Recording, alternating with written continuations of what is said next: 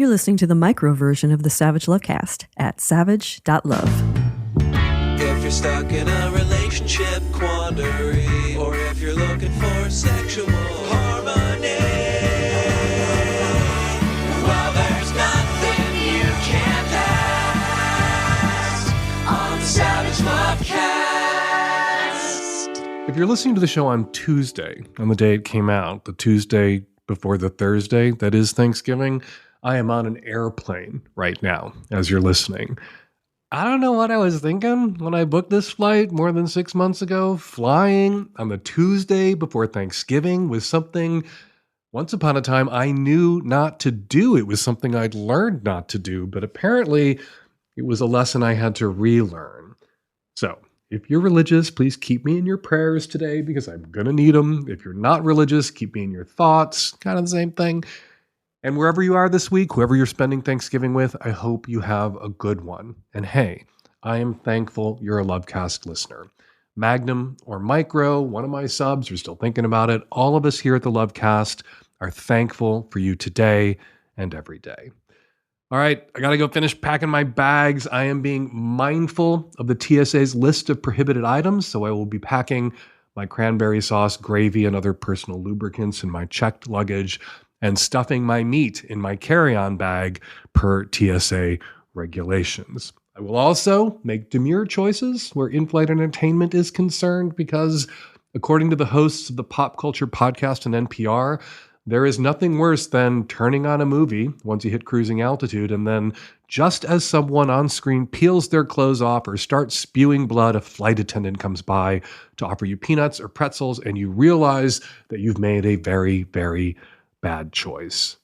I tend to stick to classic movies when I fly. If you've ever wondered why Funny Girl, All About Eve, and Mildred Pierce are among the in-flight movie selections, it's me and other gay men like me. We're the ones watching those movies. We're the people they're keeping them on the flight for. And there are no bare asses or severed heads in Funny Girl.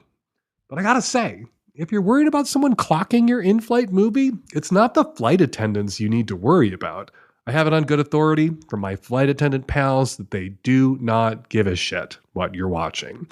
It's the people sitting around you who can see what you're watching, who often can't avoid seeing what you're watching. I'm old enough to remember when you could smoke on airplanes, and I wouldn't put it past whoever Trump appoints to replace Pete Buttigieg as transportation secretary to bring back smoking on planes, make America hack and cough again. And back then, the movies on planes, when you could smoke on planes, they were edited for a general audience. No more. Looking around from the back row of the airplane during my flight, the amount of sex and violence I see playing out on everyone's screens, it's crazy. It's sometimes distracting. It's hard to concentrate. And Betty Davis and All About Eve, when I'm catching glimpses of heads being severed all around me. Anyway, not beefing with the hosts of Pop Culture Podcasts and want a second, one of their recommendations for your in-flight entertainment, The Lion in Winter, 1968, starring Katharine Hepburn as Eleanor of Aquitaine and Peter O'Toole as King Henry II, and a young Anthony Hopkins as Richard the Lionhearted and a hot young Timothy Dalton as Richard the Lionhearted's boyfriend, the King of France. The gay stuff in Lion in Winter kind of sneaks up on you. So if you're stuck at home with Trumpy relatives, I recommend you put on The Lion in Winter. All right, for the record, full credit for the very mindful, very demure catchphrase to Jules LeBron, the trans content creator who coined and popularized that saying earlier this year. And yeah, I'm only now just getting around to working it into a podcast intro. Most gay podcasters worked it in within a week, months and months and months ago. Then we're doing ironic callbacks to it a few weeks after that. And here I am only just getting around to it before 2024 comes to an end. A merciful, overdue end. We have two guests for you this week on the Micro and Magnum coming back on the show. My favorite poly lawyer, Diana Adams from the Chosen Family Law Center, is here to talk about something serious, protections for queer and especially trans folks that we should be thinking about right now. And a little bit of a change of pace, something lighter on the Magnum, comedian Bonnie, aka Booby Klopfer, here to take some of your questions with me. I invited her on because she had a viral video about a beverage we both despise, and I wanted to meet her. I wanted to talk to her. So here she is on the show. And also, from now until the end of the year, when you give the Magnum as a gift, it's half off. We want to spread the show far and wide, and you can help us do that by giving the show to a loved one or perhaps your worst enemy. Go to savage.love, click on the gift button to give a gift of the Savage Lovecast. All right, let's get to the first call. This episode is brought to you by Liberator, makers of pillows, shapes, wedges, and furniture for new and exciting sex. Just for Black Friday, Liberator is offering an additional 10% off site-wide exclusively for our listeners. Stack that 10% discount on top of their already incredible Black Friday deals for the best savings of the year. Go to liberator.com and use the promo code SAVAGE. This episode of the Lovecast is brought to you by the good folks at Squarespace. They make it easy to build a beautiful website, blog, or online store. Head on over to squarespace.com/savage for a free trial. And when you're ready to launch, use the offer code SAVAGE to save 10% off your first purchase of a website or domain. This episode is brought to you by Talkspace, therapy made easy. Get $80 off your first month when you go to Talkspace.com/savage and enter promo code SPACE80. Hello, Dan Savage. There's a social media app I am on called Discord, and there's many beautiful sounding women in certain servers I'm in, and I've been muting and jacking off to them. Is this wrong? Okay, yeah, this is a creepy thing that you're doing. It's a creepy thing to hear about, it's a creepy thing to think about. But so long as no one hears about it, no one has to think about it all day long, all over the world. People are doing creepy fucking things that would creep other people out if they knew about it, if they were told about it, if they heard about it. So, yeah, I guess what you're doing, that's not why people get on Discord into those voice channels. They're not going there to be overheard and listened to and jacked off about because somebody out there might like their voice. But we exist in the world, and everywhere we go, we might be observed or witnessed by someone who is aroused by our appearance, or in this case, the sound of our voices, and we can't control what other people do with their own right or left hands and their own free time. Where it becomes a violation is if, I guess, you forgot to hit that mute button. If you pulled a Jeffrey Toobin, he's the former writer for The New Yorker who was on a Zoom call with a bunch of his colleagues and thought he'd closed his camera and pulled his dick out to have a wank in his own home. You know, the office has invaded our homes. Our homes are where we sometimes masturbate in private. Not that I think that what he did was good or not creepy, definitely creepy, not the time, not the place. But, you know, if he'd successfully turned that fucking camera off, we wouldn't now associate Jeffrey Toobin forever in the rest of his life with jacking off in front of colleagues at virtual work. So, yeah, nobody wants to think about what you are doing, and nobody has to think about it if you don't tell anybody about it and you don't forget to hit that mute button and someone realizes because they're hearing the fap, what it is you're doing. So long as it's private, your enjoyment of what these people are making public, so long as you keep that strictly private, no harm, no foul. Doesn't mean it's not creepy to have to think about. I'm having to think about it right now and I'm a little creeped out. But so long, if you didn't tell me, if I didn't know, I wouldn't have had to think about it. I wouldn't get creeped out and there would be no harm, no foul. So be sure to smash that mute button. Double check that you've smashed that mute button and be careful in the double checking that you smashed that mute button. You're not unmuting the mute button the second time you smash it. Hello, Dan and everyone. I'm a bisexual cis woman in my mid-20s calling with a question about orgasms. I have been with a fair number of people, almost 40, I think, at this point, and I've only ever been able to have an orgasm with one person, who is my ex in my most recent relationship. I was in a relationship for a year before that with a woman and just faked orgasms the whole time. And when I got into a relationship with my ex, who was another woman, after about 6 months of dating, I revealed to her that I'd been faking orgasms. It led to a huge conflict, a lot of hurt feelings and embarrassment on both ends. And we managed to work through it. And then I was able to consistently have orgasms, which was great.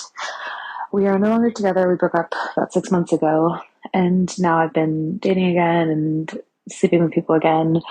And I'm just not sure if there's something wrong with me, if there's something wrong with my approach. I feel that I can only really come when I'm doing very specific things and thinking about very specific images. Even with my ex, when we were having sex and I was in an orgasm, it felt sort of like I was just making myself come, or as if I were like masturbating or something, and she was just there. We often use sex toys. Often it would involve me kind of closing my eyes and picturing other things. And so I haven't really been able to have the experience of approaching climax with another person, except for when I'm sort of imagining the things that I do on my own. I would love to have this experience be something that I can share with another person.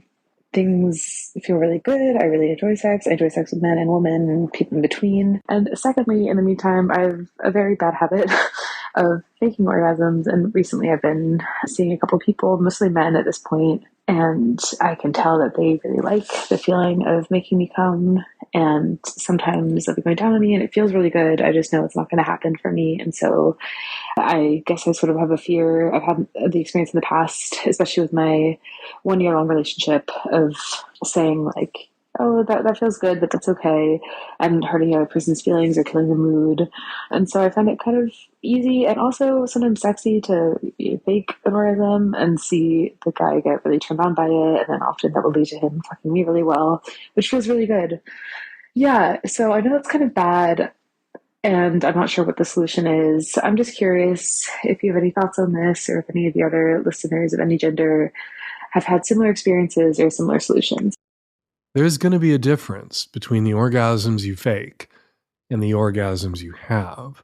It's not a big deal if you have a one-night stand with somebody, if you hook up, and for their entertainment and pleasure, and because you like how they get off on it seeming like you're having an orgasm, like they're giving you an orgasm, you fake an orgasm that one time for that one guy. But the problem is, if you like that guy and you hook up with that guy again and again and again, eventually when you want to have, or actually do have, an actual orgasm, he's going to perceive, most likely, if he's not an idiot, the difference between the orgasms you faked and the orgasms you actually have. And so I would encourage you not to fake orgasms, because you never know. Somebody that you have a one-night stand with could become somebody that you want to keep having one-night stands with, and then suddenly that person is your long-term partner or your spouse. So stop faking orgasms. What you need to do to relieve yourself from feeling like you have to fake an orgasm is set expectations going into that first sexual experience with a new partner, and tell them, like, I don't come the first few times I'm with somebody new. It's not anything you're doing wrong. It's just how my body rolls. And so I really enjoy sex. I really get off on it. And there are ways for you to be in the moment and responsive and vocal and give feedback and encouragement to somebody without having to fake an orgasm that can have the same impact on them as the fake I'm coming noises. And you should explore and opt for those instead, and hold in reserve what it is that you do and how you sound when you actually come for when you're actually coming with that person. So you're not setting your next relationship up for the same kind of conflict and drama that was visited on your previous relationship when your ex-girlfriend realized you'd been faking that whole time.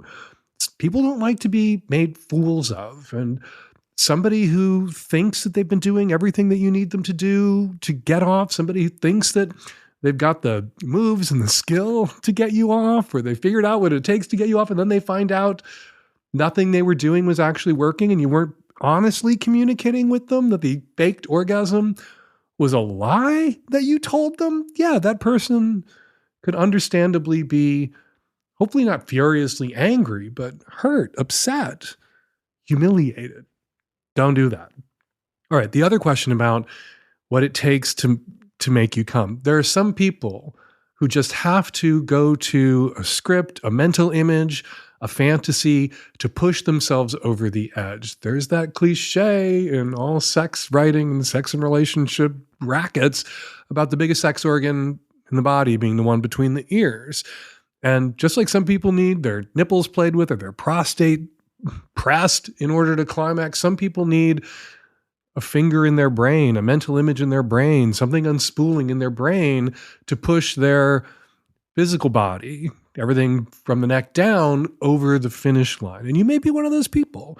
So rather than worrying too much, your body works. You can come, you can climax. Rather than worrying too much about what it takes, what you need, rather than thinking that there's something broken about you, there's not. This is how your orgasms get built.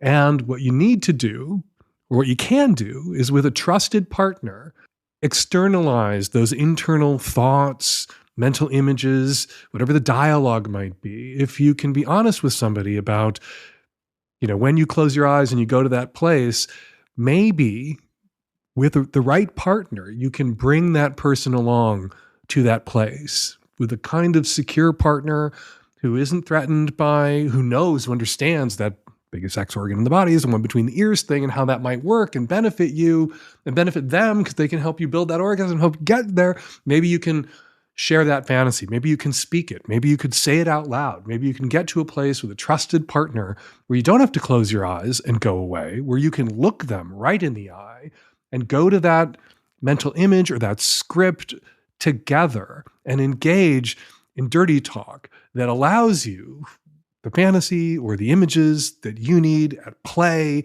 at that moment to come without removing you from your partner and the moment, because they're going there at that moment to that place that you need to go. They're going there with you. Try that. This episode is brought to you by Liberator. I am excited to be able to talk about Liberator on the show because Liberator makes great sex pillows, wedges, bolsters, furniture, and more, all great stuff that can add hot new dimensions and great new angles to your sex life. Sometimes it is all about the angle. We've all folded a pillow in half and slid it under someone or slid it under ourselves so the D hits just right, just the right angle, or we can eat that hole without straining our neck, and then the pillow unfolds or slips out from under us or your partner at the worst possible moment.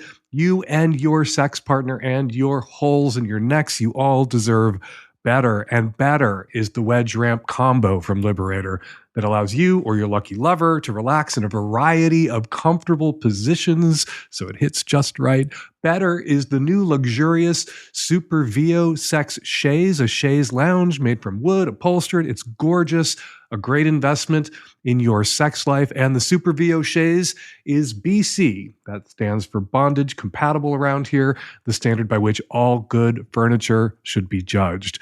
Made right here in America from top-notch materials like furniture-grade foam, plush microfiber, and premium faux leather, Liberator products are built to last, and you will last on your Liberator products, I can promise you. And now for our listeners, Liberator is offering an additional 10% off site-wide. Stack that on top of their already incredible Black Friday deals for the best savings of the year. Just remember to use promo code SAVAGE, SAVAGE, at checkout. Let them know the Lovecast sent you. Use the promo code SAVAGE. Make some of your fantasies a reality this holiday season. Liberator.com. Let them know the Lovecast sent you by using the promo code SAVAGE and getting that discount. Hey, Dan Savage. What is your policy when it comes to notifying a person that a romantic partner is cheating? I found out a week after my long-term boyfriend had died unexpectedly that he had another serious girlfriend and multiple other sexual partners. Our relationship was not lacking. With me, he received daily affection and had a very active sex life, so I never expected him to be motivated to seek other girlfriend or partners. Many of his good friends, who were my casual friends, knew that he had other romantic pursuits and gave him a hard time, but no one ever told me. I wish I knew while we were still dating, so he could talk about the status of our relationship, but instead I found out in the cruelest of ways. I went to his celebration of life put on by his colleagues, and another woman introduced herself as a girlfriend, and she didn't know that he was romantically involved with me. So do you think a person should out a cheater who won't come clean? Oh my God. Trying to imagine what the scene at that celebration of life, or as we Irish Catholics used to call them, wakes, must have been like. No, I fucked Spartacus. I fucked Spartacus. No, I fucked Spartacus.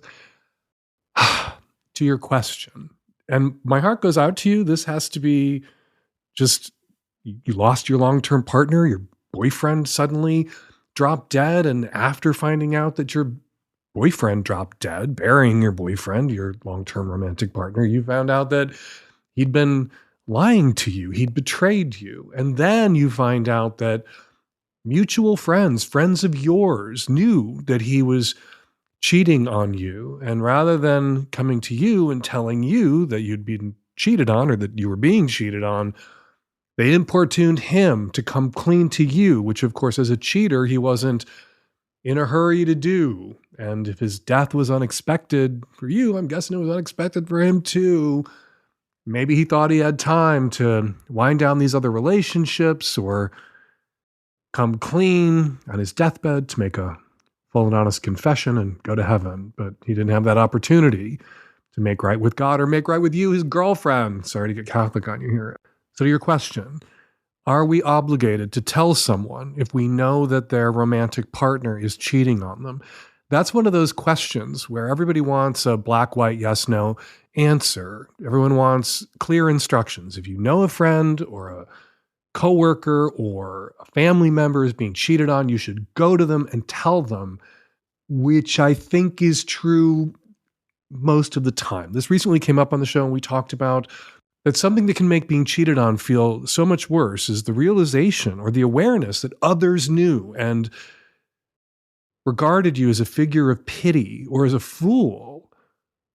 Or you might feel like you were being regarded as a fool, even if people who were going to your partner and saying, your boyfriend, and saying, Jesus fucking Christ, stop lying and cheating, come clean. Even if they were motivated to confront him like that because they cared about you, they didn't. Why is it hard to give just a black, white, yes, no? If you know somebody's being cheated on, you should go to that person and immediately tell them. Because circumstance. You might know someone's being cheated on. You might know if they knew they would feel obligated to leave, and you might think this would be a terrible time for them to leave because maybe they're between jobs. Maybe they have small children. Maybe there are things going on that you, as the person who's aware of the infidelity, know about, and you don't want to make shit worse for the victim, for the person being cheated on, than shit already is just by dint of being cheated on. People knew it was cheating. People knew you wouldn't be okay with it. And that's why those people who cared about you told him to fucking knock it off. You can't have a conversation with him. You can't process the violation, the betrayal. You can't ask him what the fuck he was thinking as he played you and other women. But you can't ask your friends. You can't ask your mutuals what they were thinking, why they didn't come straight to you, why they didn't tell you. You can't do anything about your relationship with your dead ex, who, wasn't your ex at the time of his death, but maybe you can break up with him now in your heart, but you do still have relationships with these friends. And rather than wondering what the fuck to do about your dead ex, I think those are the relationships you need to tend to. And that's indeed why you asked this question. Like, what were they, your friends, who knew? What should they have done? They should have come to you. Why didn't they? They might have what they thought were good reasons why they didn't come directly to you. So you might want to ask your friends what those reasons were. And if they didn't have good reasons, if it was just cowardice, well, then maybe they're not your friends anymore. Maybe they never were. This episode is brought to you by Squarespace. Did you know that Dan Savage's Hump Film Festival runs on Squarespace? It does, and it looks great. Your site could look great too. Start a completely personalized website with the new guided design system, Squarespace Blueprint. You choose from professionally curated layout and styling options to build your own online presence with your own special sauce, and Hump Special Sauce is special, optimized for every device. Easily launch your website and get discovered fast with integrated, optimized SEO tools so you show up more often to more people and grow the way you want. Use your robot friend, AI. Kickstart or update written content on any website, product description, or email with Squarespace AI, generating instant, personalized results that know and show your brand identity. Explain what your site is about, choose your tone, and enter what you need to get short or long form text. No matter the placement, Squarespace AI makes it easier to go live, stand out, and succeed online. There are so many features that Squarespace offers that makes it easy and effective to build a website. It's really the best thing out there. Head on over to squarespace.com for a free trial. And when you're ready to launch, go to squarespace.com/savage and use the offer code SAVAGE to save 10% off your first purchase of a website or domain. That's squarespace.com/savage and use the offer code SAVAGE. Hi, Dan, Nancy, and the tech-savvy at-risk youth. I'm a 44-year-old cisgendered homo-romantic bi guy living in the San Francisco Bay Area. My husband and I have been together for 5 years and married for a little over a year. We both want to start a family, and at my age, I feel that time is of the essence. I've always wanted to have a biological child, and I've saved $100,000 for the process. But the agencies we've spoken to quote costs around $150,000. That is, if pregnancy is successful in the first try, and many times it isn't. A big chunk of the expense is agency fees, anywhere from $20,000 to $50,000, so we're trying to do an independent surrogacy journey to save on costs. However, finding a surrogate is probably one of the most difficult parts of the process and why most people use an agency. We've asked family, friends, coworkers, and everyone we're close to, but it seems that everyone we know has faced pregnancy difficulties or complications that would make surrogacy impossible, impractical, and/or not a good option. I've tried connecting online in groups and sites designed for independent surrogates and intended parents, but I've only encountered scammers. At this point, I'm feeling really desperate, and I'm brainstorming outlandish ideas, like joining hetero dating sites just to see if someone might want to have a child with me, maybe exploring kink communities as someone might have a fetish that another man gets their wife pregnant, or finding some other unconventional arrangement. Generally, when I think of far-fetched ideas, my brain thinks about all the reasons it's not a good idea and at how it can go oh so wrong.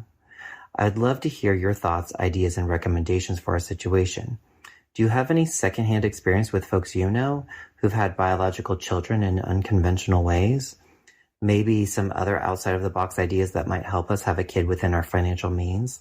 Or maybe there are listeners who've been in our shoes and can share what's worked for them. I'm definitely open to adoption, but I need to explore every possibility of having a biological child before I can go down that road. Joining me to help tackle this question, Diana Adams, an internationally recognized, internationally lauded legal leader in advocacy for the LGBTQIA+ community and a leader in the fight for inclusive definitions of family beyond the romantic couple. They're the executive director of the Chosen Family Law Center and a frequent guest here on the Lovecast. Diana, welcome back. Glad to be with you, Dan. So first question, on a scale where 1 is very bad squared and 10 is very, very bad times infinity, how would you rank the idea of looking for a surrogate on a pregnancy kink website? I'd give that an 11, Dan. This is one of these things where, as a lawyer, it just gives me hives hearing a question like this because it's so risky. And especially right now when the laws related to surrogacy and legality are shifting state by state, and it's really controversial. One of the reasons you go through an agency is so that they make sure this is a person who really understands what they're signing, that you're not going to be held liable as a dad, that she's not going to change her mind at the last minute and want to keep the baby. And what you are saving on therapist bills and lawyer bills later is going to be at least $50,000. Pay for the agency. Pay for the agency. There are, however, alternative routes for gay men or homoromantic bi men and same-sex male relationships to becoming parents. And the one that occurred to me, the caller, in the caller's defense, did identify this as a crazy idea and bracket it a little bit, but I could detect some well, maybe this would work in his voice. So caller, don't do that. Don't do that. No cuckold kink website surrogates. No. But the caller asked for examples that we might have encountered in our lives of people who became dads through alternative routes. And the most glaringly obvious one, and the one that I was familiar with before I became a parent, was gay men and bi men in same-sex male relationships who parented with lesbian singles who wanted to be moms and lesbian couples who wanted to be moms and co-parented together. Also an option. Absolutely. That was going to be my thought as well, Dan, is that I think we can break out of the model of parenting as a couple as the only option, because actually many of us are doing something different already. And kids can really thrive with 3 or 4 parents. And so if he really wants to be a biological dad and that's a priority, another option to look at is not just asking from friends of his for the enormous gift of would you be a surrogate and be pregnant for me and then relinquish all rights, but rather who is wanting to be a mom out here. And I think that route of co-parenting with a lesbian couple or with an intended single mom by choice, that's a really great option that would then also be significantly cheaper. You definitely need a lawyer to negotiate that agreement, but that's absolutely a great option as well. And if he doesn't have somebody in his immediate social circle, there are websites where people are finding folks to do different kinds of co-parenting with. There's a co-parenting and Madamily websites. I can't vouch for any of them in particular. I would just say for platonic parenting, slow down. And this is an even bigger deal than marrying somebody, because if you marry somebody and you've screwed it up, you get divorced and it was a waste of your own time and money. But you're bringing a child into the world. You're going to be in this for 20 years, whether you get along with this person or not. So, slow down, have your first fight, get to know them really well. Make sure that you know who this person is if you're going with the route of meeting somebody on the internet. And even if you did meet somebody on the internet, you still will have to do your due diligence legally. Absolutely. You need to get a co-parenting agreement. If it's your best friend or somebody from the internet, you need to both trust them and have an agreement with a lawyer experienced in this field. I kind of tricked you into coming on the show, just like I tricked your therapy Jeff into coming on the show a couple of weeks ago. I really wanted to ask you a quick question about the election and the fallout and consequences for queer people. A lot of LGBT people are distressed about Donald Trump being back in the White House. It seems that not even trans members of Congress are safe. And I wanted to ask you to do a quick download on what queer people who are worried right now can and should be doing proactively to prepare, particularly trans people. Queer listeners, you are loved, you are cared for, and there are so many people here to help you. And I want that to be heard first. And right now is a time to not panic, but to make a plan. And I think it's important for people to recognize that what we're about to see, I predict, is geographic differences in privilege and race and class differences in privilege for queer people. And so for my clients who are white people who live in New York State who are panicking, you're not about to get rounded up. That's not what's about to happen, right? What we're about to see is a lot of harassment of trans people in red states and for people being treated really terribly and probably criminalized, right? Getting sent to jail for doing drag in public as if it's a sex crime. So I think that people need to recognize, number one, where do you live? Moving is a tremendous privilege, but there are the trans risk maps, which I post on my own social media frequently. And if you could, for example, just move from Texas to Colorado, you would be facing a whole world of difference in terms of your legal rights. And so if you have the privilege as a person with a womb or a person who's trans or a person in a same-sex partnership to be living in a place where you're not treated as a second-class citizen, move. Don't give them your if you can. It's a tremendous And privilege. I'd like to add to that, a one-bedroom apartment in a blue city in a blue state is better than a 3-bedroom ranch house in a red state where you don't know what's coming tomorrow. Exactly. And to blue states and blue cities out there, build fucking housing. There are people who need to take refuge in our blue cities and our blue states, and there's not enough fucking housing, which is why those one bedrooms are so goddamn prohibitively expensive and may keep people out of parts of the country where they would be safe if they could move there, but they can't because we haven't been building enough housing. Sorry, that's a hobby horse of mine. Yes. More advice for queer people out there who are worried? If you're looking for that assistance in moving, there also are groups propping up that are trans lifeline kinds of groups about helping you with moving costs. There are sanctuary laws you can look up by state, such as the city of Chicago and the state of Illinois having sanctuary laws to help make sure that it's easier to get your professional licenses transferred into new states quickly. So there are people there to welcome you in blue states. And then also the biggest difference here we'll see is with your federal documentation, making sure that if you've got your passport and your social security, that information is updated. If you're living in a blue state, you'll still be able to get your name change and your gender marker change, but you can change your gender marker on your federal documents without any other kind of paperwork, just by your own election right now. And I would do that. I'd also be really conscious about having an X gender marker. Quickly explain what an X gender marker is for somebody who may not know. So an X gender marker is a gender neutral designation for people like me who are non-binary transgender. Now, if I was going to want to feel as gender affirmed as possible in the DMV, I would have an X gender marker. However, it is more important to me that I not be outed as non-binary trans when I'm crossing a border with some random TSA agent or when I'm pulled over by a cop in a red state. Right. And so everyone has to make that decision for themselves. If it feels like it's something that's too anathema for you, that's your own decision. We have a resource article about it at Chosen Family Law Center that you could read more nuance.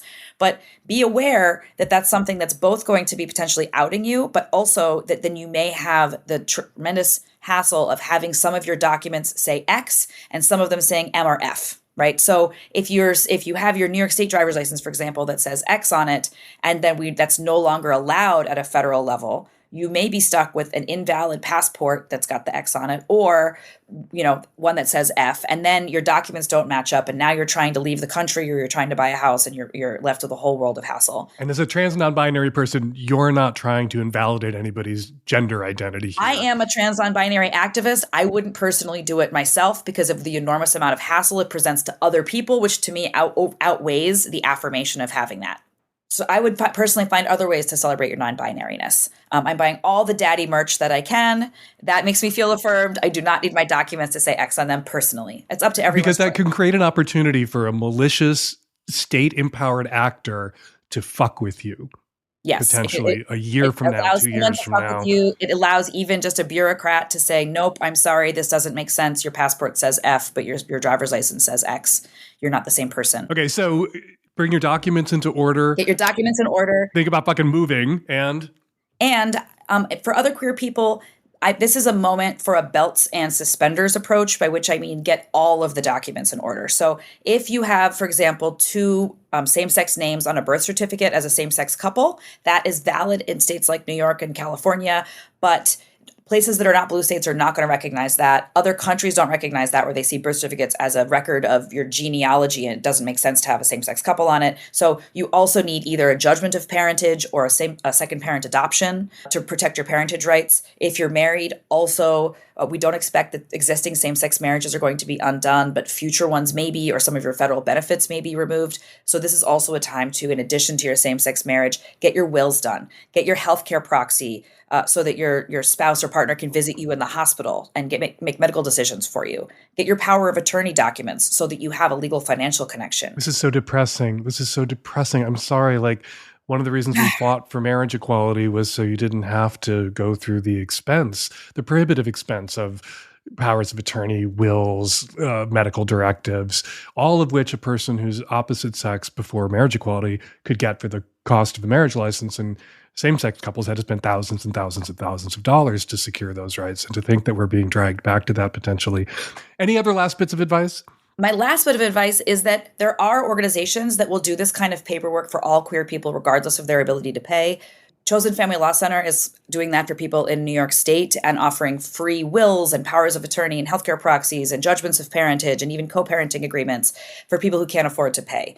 And one thing that's important to realize right now, if you're one of the privileged people who's not worried about moving and not, has more resources beyond just getting your paperwork in order, keep in mind that privilege could allow you to support some of the nonprofits that are really what the resistance is. And there's a reason that the Trump administration, one of the first things they're doing is trying to take away 501c3 status from advocacy organizations and label them terrorist supporting organizations, is because they're trying to cut the legs out from under us, because we are the resistance and we are the people who are going to be passing laws at a city and state level that block them. We are the people who are going to be helping you get your documents in order, and they're trying to stop us. And what we need from people who have privilege is to look at your local grassroots LGBTQ organizations and give them money.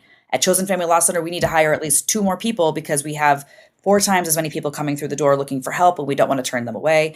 And there are many organizations like that across the country. So look to your local nonprofits, and also be aware of the House bill that's going through that is to basically cut the legs out from under nonprofits. Call your representatives and fight back against that. We need all of us to stay activated and resilient so that we can be able to push back. Well, because Terry and I have been together so long that we already spent the money on powers of attorney and wills and medical directives, we're going to send some cash to the Chosen Family Law Center so that you guys can help out some other same-sex, queer, and trans folks who don't have their documents in order, need to get their documents in order. Diana Adams, Executive Director of Chosen Family Law Center.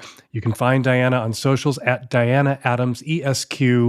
And again, Chosen Family Law Center. Join me in giving a donation, chosenfamilylawcenter.org. Diana, thank you so much for jumping on with me today. I really appreciate it. Thank you so much. Glad to be in solidarity. This episode is sponsored by Talkspace. A lot of us are struggling right now, whether it's you who needs to talk to someone or you're helping someone you care for in your life who needs to talk to someone. Talkspace is a great way, a way that I recommend to connect yourself or the person you love with a therapist right now. Talkspace, the leading virtual therapy provider, makes getting the help you need easy, accessible, and affordable. Talkspace solves the time-consuming challenges of finding a therapist that works for you. You can easily sign up online and get paired with the licensed provider that's the right fit for your needs, typically within 48 hours. You can also switch providers at no extra cost. Talkspace makes getting help convenient because you can take your appointments from the comfort and privacy of your own home. Talkspace therapy and psychiatry are covered by many insurance plans and employers. Most insured members have no copay. Talkspace provides personalized treatment for individuals, couples, the LGBTQIA+ community, veterans, and teens. And as a listener of this podcast, you'll get $80 off your first month with Talkspace when you go to Talkspace.com/savage and enter promo code SPACE80. To match with a licensed therapist today, go to Talkspace.com/savage and enter promo code SPACE80, SPACE 80, to get $80 off your first month and show your support for the show. That's Talkspace.com/savage, promo code SPACE80. Hey, Dan. I've been married to my husband we've been together for 11 years.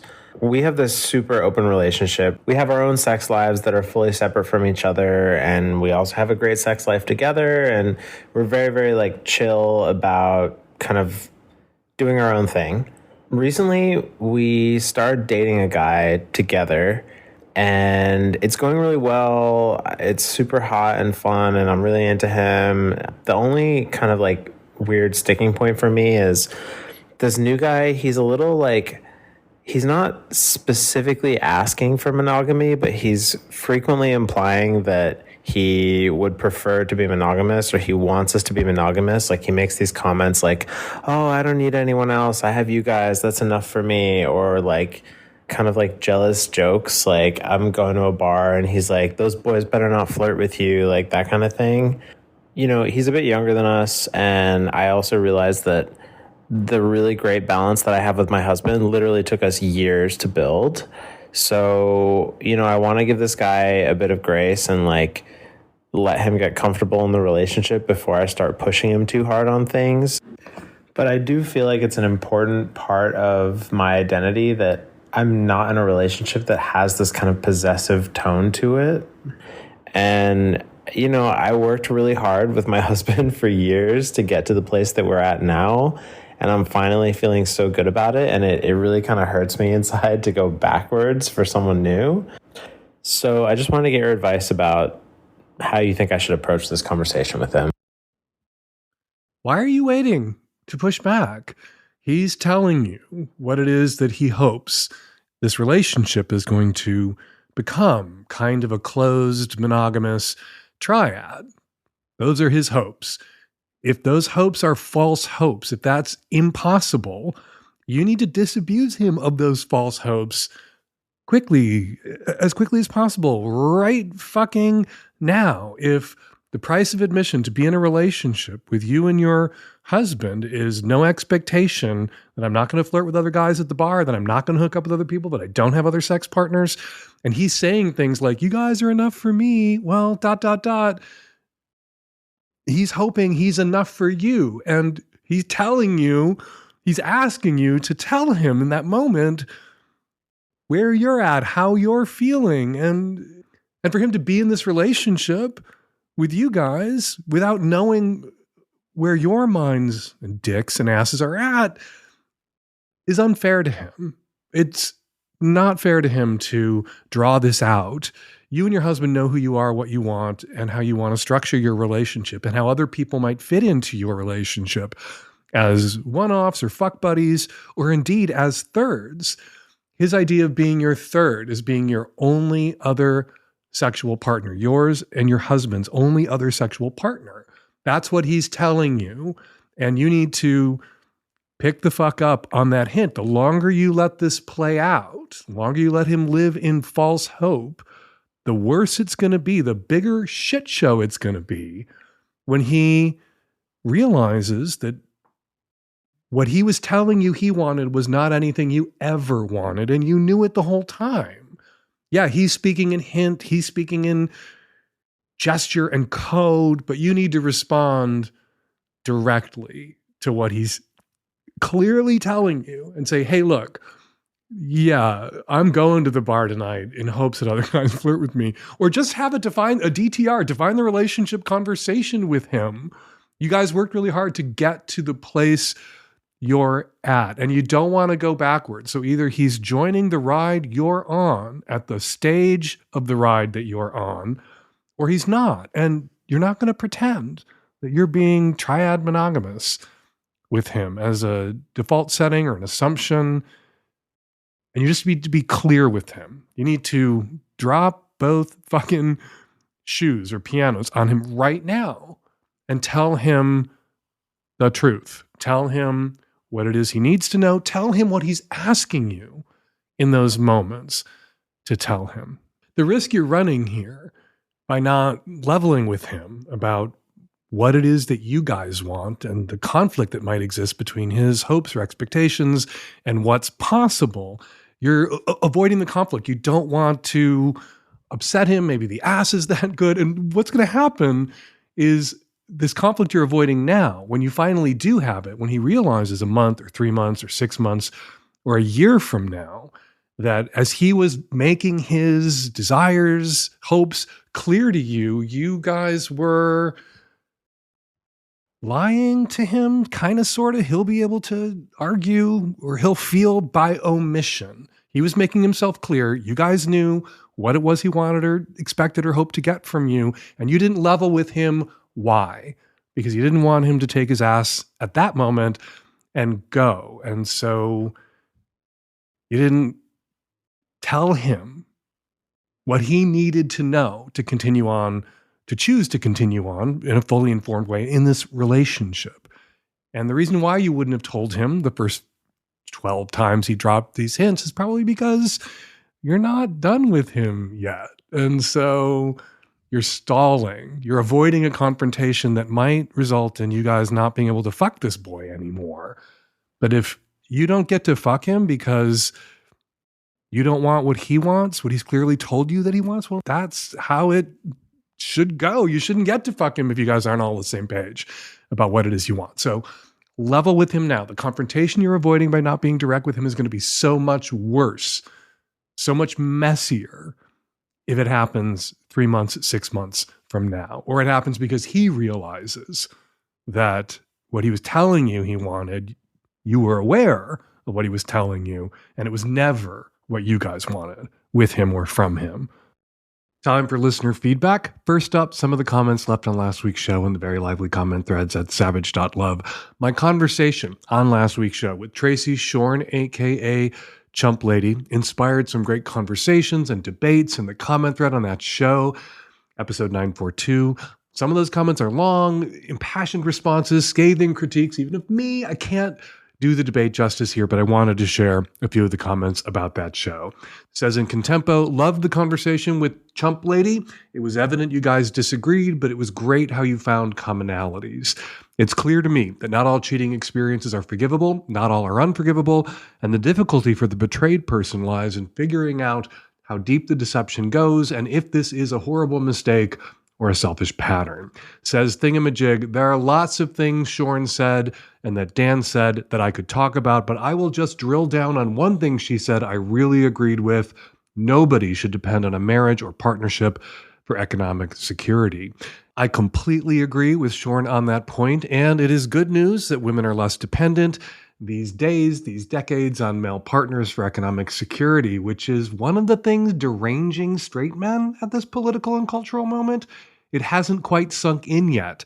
How many women, back when America was allegedly great, weren't marrying for love or because they wanted to have families or be moms, but because they literally had no other options? Women used to marry under duress, economic duress.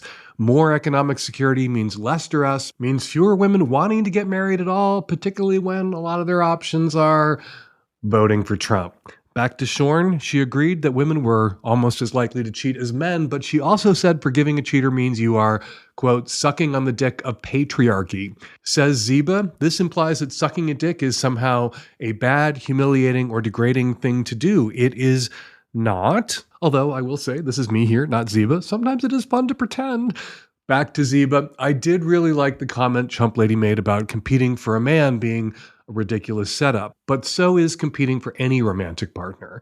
That scenario where the side piece is longing for more but is played for a fool sucks in any gender composition, as beautifully described in the masterpiece Good Luck Babe by Chapel Roan. And finally, No Cute Name says, did you all notice that Dan didn't say my big gay mouth this week at the end of listener comments, just my big mouth? All right, for more listener feedback, check out Struggle Session every Thursday at savage.love. And now, everyone's favorite part of the show, mine included, the part where I shut, yes indeed, my big gay mouth and let my listeners have the last word. Hey Dan, just calling in response to the guest you had on, Tracy. I appreciated your conversation, but I couldn't help but feel that a lot of her positions were in relation to her experience of being harmed by an abusive partner. Regardless of the cheating, he threatened to kill her and to burn her house down. Like, that is the actions of an abusive partner, not like a gray area abuse, but like, you know, threats of physical harm are relational and emotional abuse.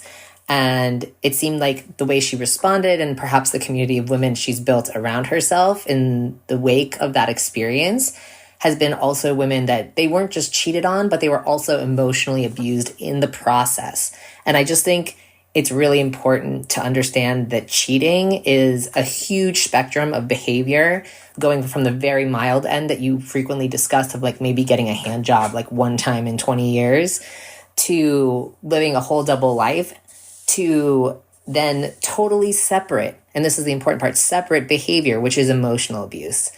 I think she's conflated the two.